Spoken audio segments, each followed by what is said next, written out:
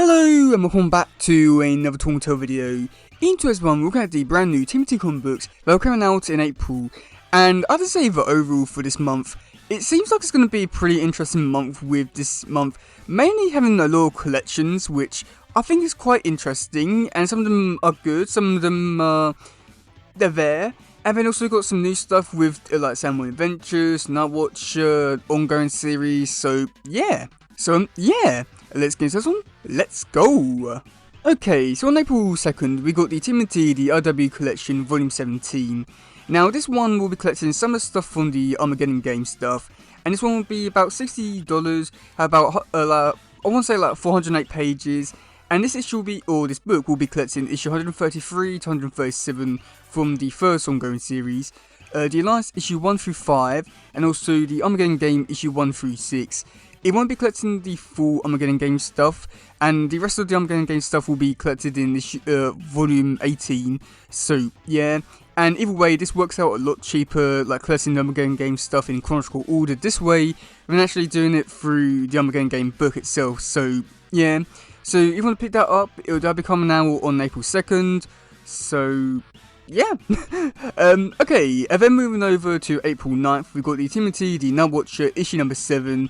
And unfortunately, this is the final issue for the series, and it's a real shame, because I've been really enjoying the series, and it's a shame that it has to come to this, but, well, here we are. But either way, moving on, we've got the description for this issue, which is Jonica finds herself at her lowest point yet. Meanwhile, the technically enhanced mutant crime boss Loban presses his dominance over the terrified citizens of Mutant Town.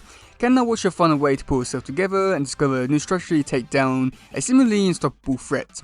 So I'd say that from the description, it sounds interesting. I won't lie, because like seeing what happened with Loban in the last issue with him being locked up in this warehouse, I'm quite curious to see if he's gonna be escaping, if he'll be let go, and also if he does like actually do stuff against like some of the citizens.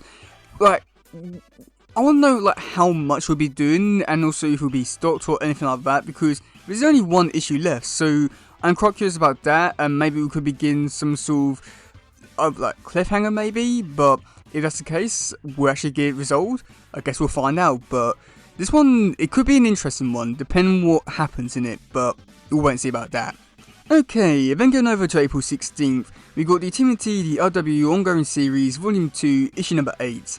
Now, this one, from the sounds of it with the description, it sounds like it's going to be a really interesting one with Donnie and Master Splinter, surprisingly.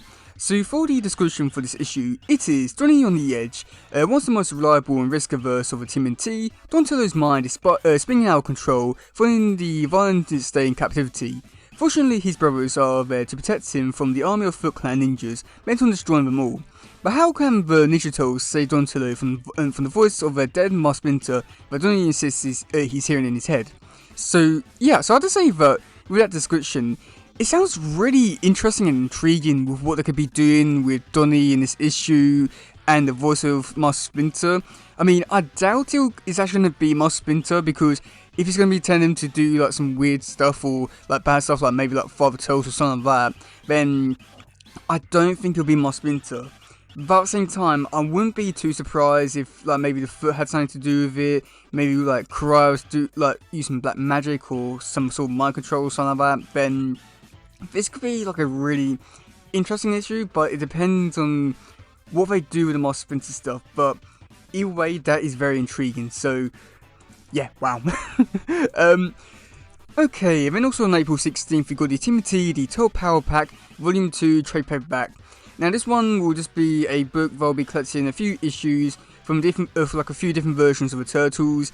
And I'd say that the only disappointing part about this one is the fact that they didn't collect a book, like one like issue from like 2003 series. But either way, I'll just say that it's like a really good one, just because with the first one I felt like it. I didn't actually probably get to read it, but like, from what I can tell with with all the issues they put in there, it had like mainly like 2012 stuff. But this one we got stuff from the Archie Adventure stuff, which is pretty interesting. I think that's from like stuff from like season 2, like I want to say like very early on in the series. And then also we got stuff from Rise of Timothy, which I believe is issue 0, I want to say. And then also got stuff from The Amazing Adventures, where we've got Mikey's going to be making his own comic. Yeah, why not? So I have to say, like, it's just like a nice little like collection of just like random stories from different versions of the Turtles, that if you like one version more than the others, then you can go out and find a lot more about that. But it's just like a nice starting point to go off and find, other versions of Turtles. And it's a shame that I don't put 2003 in here, but either way, I do hope they do make more of these Power Pack stuff and actually just put in a lot more different variety of Turtle stuff in there, because I got a feeling that this could be a big hit, but unfortunately they don't really do too much with the series. But moving on April 23rd, we got the Timothy and the Masters of the Universe, Tales of Grayskull issue number 4. Somehow this series is coming out. It's been delayed. Oh my god, it's been delayed since January. That's quite revealing. I've got a feeling that a lot of people most likely would have forgotten about this series, which is really unfortunate. But either way, it's the final issue. Thank God for that. For the description for this issue, it is, the Mastermind is revealed. In the world conclusion of this wicked series, we discover who's been trying the threads of He-Man and the TMNT universes together. He-Man and the TMNT find themselves facing off against unthinkable mutations and chaos, but this time, there's no reboots, no safety net, and no rules. Can our teenage heroes prevail? I wish I could be excited for this issue, but oh boy. I found it really hard to love this series. There's a lot of stuff which I want to like, but it's been frustrating to love it. So I've got a feeling that this issue is not going to make it any better. It's probably going to make things even worse. So at least it's just one more issue. But either way, moving on. So for the next issue, which is the Timothy, the Samurai Adventures, issue number 24, and this one, there is. They tried to rename the Dark Turtles, and I'm not going to call them what they have called them here, because it sounds really bad, and I don't know why they're trying to rebrand them as something else. But anyway, moving on, we got the description for this issue, which is, in order to bring the Phantom to Earth and kick off his plans for conquest, Ultrop has been working with Krang to repair damaged interdimensional portal instead of opening a gateway to a dimension that the Phantom is stranded in.